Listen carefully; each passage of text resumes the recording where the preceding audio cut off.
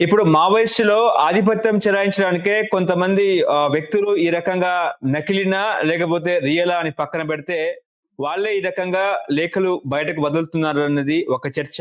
లేదు మావోయిస్టులను ఒక రకంగా మైండ్ గేమ్‌తో వాళ్ళను ఇబ్బంది పెట్టాలని పోలీసులే ఈ రకంగా ఒక లేఖను క్రియేట్ చేసి ప్రజల్లోకి వదులుతున్నారన్నది ఇంకో చర్చ. నిజంగా మావోయిస్టు పార్టీలో అసలు ఏం జరుగుతుంది? ఆధిపత్యం కోసమే ఈ రకంగా ఫైట్‌లు చేస్తున్నారు కాబట్టే కొంతమంది బయటకొచ్చి ప్రశాంతమైన జీవితంలో అడుగు పెడుతున్నారనేది ఇంకో చర్చ. ఏం చెప్తారు సార్? నేను చెప్పే విషయం ఏందనంటే, ఈ ప్రకటనలు 100కు 100% నిజము. 100కు 100% నేను స్పష్టంగా, ఖచ్చితంగా బల్లగుద్ది చెప్తున్నా నేను. తిరుగులేదు అందులో.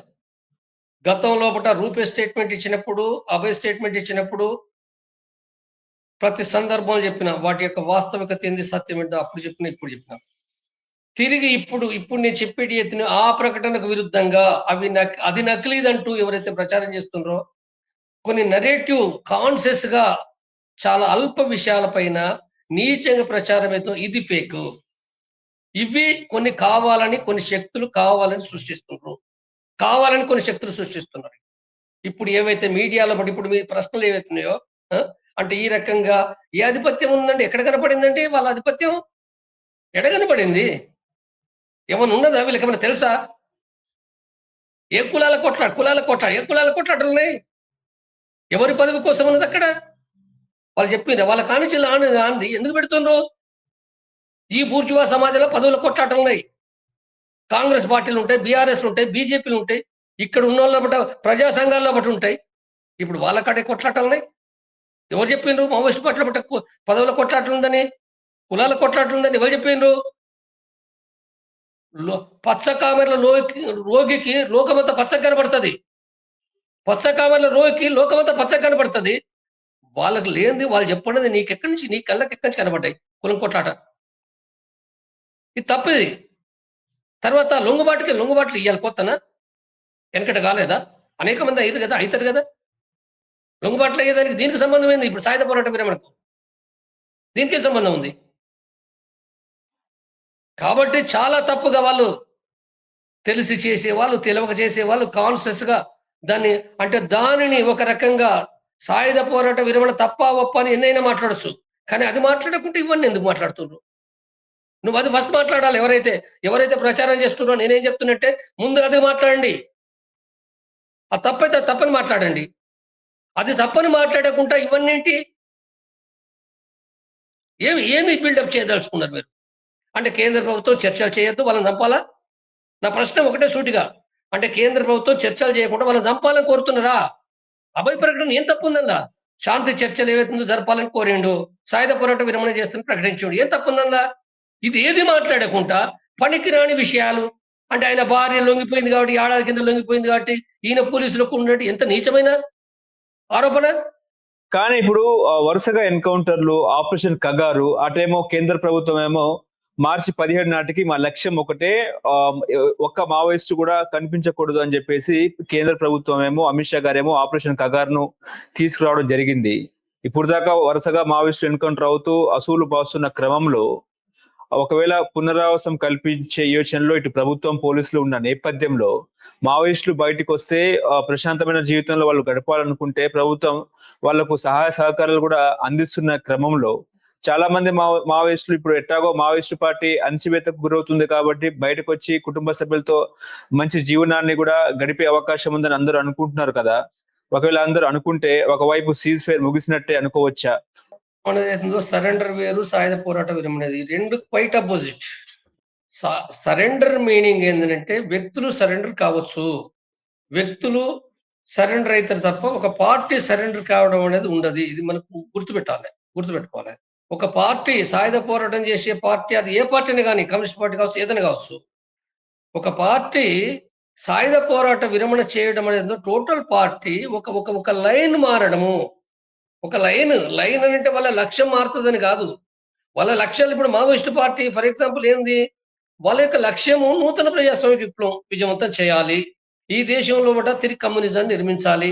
అంటే సమాజం స్థాపించాలి. ఎవరు దోపిడీ చేయకూడదు. అనేది కదా. కుల మతాలు ఉండకూడదు, వర్గ విభేదాలు ఉండకూడదు అనేది అవుతుందో, అంటే శ్రమజీవి ఫలితం తన ఫలితం తనకు దక్కాలనేది అవుతుందో, ఇదంతా ఏదైతుందో ఇలా అనేక విషయాలున్నాయి. కాబట్టి ఈ లక్ష్యం కొద్ది వాళ్ళు పోరాడుతున్నారు వాళ్ళు. వాళ్ళు తుపాకుల కోసం పోరాడతలేరు. వాస్తవంగా మార్క్సిజం ఏం చెప్తుందంటే, మార్క్సిజం నేను చెప్పేది. కమ్యూనిజం కావాలని చెప్పింది, శాస్త్రీయంగా చెప్పింది మార్క్సిజం.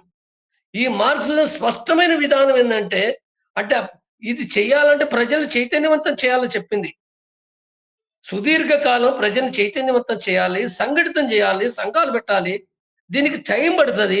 తర్వాత ప్రజలు అర్థం చేసుకుంటే తప్ప ఇది అయ్యేది కాదిది. మనం అనుకుంటున్నాం కాబట్టి కొద్దిమంది అనుకుంటే అయ్యేది కాదు. కాబట్టి ఇది చేయగలని మార్క్సిజం చెప్పింది, లెనినిజం చెప్పింది. కాబట్టి చైనా లోపట ఒక ప్రత్యేక పరిస్థితిలో మావో నాయకత్వం కింద వాళ్ళు మొదటి నుంచి వాళ్ళ ఆయుధాలు పట్టిండ్రు. మొదటి నుంచి ఆయుధాలు పట్టిందది. ఇక్కడ భారతదేశం లోపట ఇక్కడ ఏంది నక్సల్ బరి అనేది మొదలైందో ఏదైతుందో, మనం మొదటి నుంచి ఆయుధాలు పట్టింది.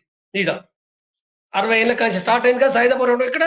కాబట్టి ఇవాళ ఇప్పుడు అభయ దాంట్లో బట్ట కూడా దాని యొక్క వివరణ ఏం చెప్పిందంటే చాలా స్పష్టంగా చెప్పిండ్రు. మేము గుడ్డిగా అనుసరించినాం చైనాను గాని, రష్యాను గాని గుడ్డిగా అనుసరించినాం. ఇది తప్పు. తప్పు కూడా నేను అనేక సందర్భాలు చెప్తున్నా. ఇది మార్క్సిజం కాదు ఇది. నీకు చైనా ఎందుకు? రష్యా ఎందుకు? నేర్చుకో. ఎక్కడి నుంచైనా నేర్చుకో. కానీ గుడ్డిగా అనుసరించొద్దు. ఆ గుడ్డిగా అనుసరించడం మూలంగా 100 సంవత్సరాల ఉద్యమం దెబ్బతిన్నది. కమ్యూనిస్ట్ ఉద్యమం. నేను స్పష్టంగా చెప్తున్నా నేను. ఈ దేశంలో ఈ నిర్దిష్ట భారతదేశం ఏంటిది? ఈడ కుల సమాజం ఉంది. లేదా భారతదేశంలో వ్యవస్థ అనేక రకాలు ఉంది కాబట్టి ఇక్కడ పరిస్థితులకు తగినట్టుగా కూడా ఏంటంటే విప్లవోద్యమాన్ని నిర్మించాలి. ఇది నిర్మించాలంటే ఇప్పుడు ఇవాళ సాయుధ పోరాటం అనేది ఏముంది అందులో? సాయుధ పోరాటం ఇంకెక్కడది అవకాశం లేదు కదా. ఏనాడో పోయిందది. కాబట్టి దృష్టిలో పెట్టుకున్నప్పుడు ఏందనంటే వాళ్ళు చాలా స్పష్టంగా చెప్పింది. మేము ఈ తప్పులు చేసిన మేము. అంటే అది చెప్పింది ఏదైతుందో అది ఆహ్వానించదగిన విషయం అది. కాబట్టి ఇక్కడ వాళ్ళ దాంట్లో అది ఒక వ్యక్తిది కాదు, అనేక మంది. వాళ్ళ కేంద్ర కమిటీ మీటింగ్ అయిన లేదా నేను చెప్పలేను. కానీ ఇప్పుడు వచ్చేటి 6 నెలల కాంచి నేను చెప్తున్నా, 6 నెలలు కాదు, ఏడాది కాంచి కూడా వాళ్ళ కేంద్ర కమిటీ మీటింగ్ అయ్యే అవకాశాలే లేవు. నేను స్పష్టంగా చెప్తున్నా నేను. 100% చెప్తున్నా. అవకాశాలు లేవు. నంబాల కేశవరావు జనరల్ సెక్రటరీ ఉన్నప్పుడైనంతే రూపే స్టేట్మెంట్ ఇచ్చినా, గతంలో అభయ్ ఇచ్చినా, లేకపోతే ఇప్పుడు పార్టీ దినోత్సవ స్టేట్మెంట్ ఇచ్చినా ఒక్కలే రాసిర్రు అది. అదొక్కలే రాసిర్రు. అది అందరు కలిసి రాయలే. అది అసంభవం అంటే అసంభవం. 100% అసంభవం. కాబట్టి ఇక్కడ అది ఏ పరిస్థితిలో కూడా వాళ్ళు ఎవరెవరు కలిసి అందుబాటులో ఉండి ఏమేమి రాసినప్పటికీ కూడా దాని యొక్క డిఫరెన్స్ దృష్టిలో పెట్టుకొని సమన్వయ సమస్య ఉన్నమాట వాస్తవం వాళ్ళకు. వాళ్ళు కూడా స్పష్టంగా నేను చెప్పినా కదా వాళ్ళు స్పష్టంగా వాళ్ళ దాంట్లో ఉంది. గతంలో చెప్పారు, ఇప్పుడు కూడా చెప్పారు. గతంలో చెప్పారు వాళ్ళు. గతంలో చెప్పారు చాలా ఉన్నాయి. ఇప్పుడు కూడా చెప్పారు. కాబట్టి ఏదైతుందో సమన్వయ సమస్య నుంచి కొన్ని సమస్యలు ఉండేమాట వాస్తవమే. దీని నుంచి పార్టీ చీలిపోతుందనేది ఏదైతుందో ఇవి భ్రమలు అవసరం లేదు ఇది. నేనది ఒకవేళ గనక వాళ్ళు నిజంగానే సాయుధ పోరాటాన్ని అభిమానించే విప్లవ మిత్రులైతే లేదా కమ్యూనిస్టు మిత్రులైతే నేను విజ్ఞప్తి చేస్తున్నది సరైనది కావు. మీరు భ్రమలను వ్యాపింప చేయొద్దు. ఇది సరైనది కాదు. తప్పుడు విధానం. లేదు కొన్ని కావాలని శక్తులు వ్యాపింపజేసిండనుకో అది వాళ్ళ ఇష్టం. అది తప్పుడు విధానం అది. కాబట్టి ఇక్కడ నేను చెప్పేది ఏదుందో అది ఇవాళ వాళ్ళ ఆ సాయుధ పోరాట విరమణ ఏదుందో ఆహ్వానించవలసిన విషయము. తప్పనిసరిగా దానికి మద్దతు చేయాల్సిన అవసరం ఉంది.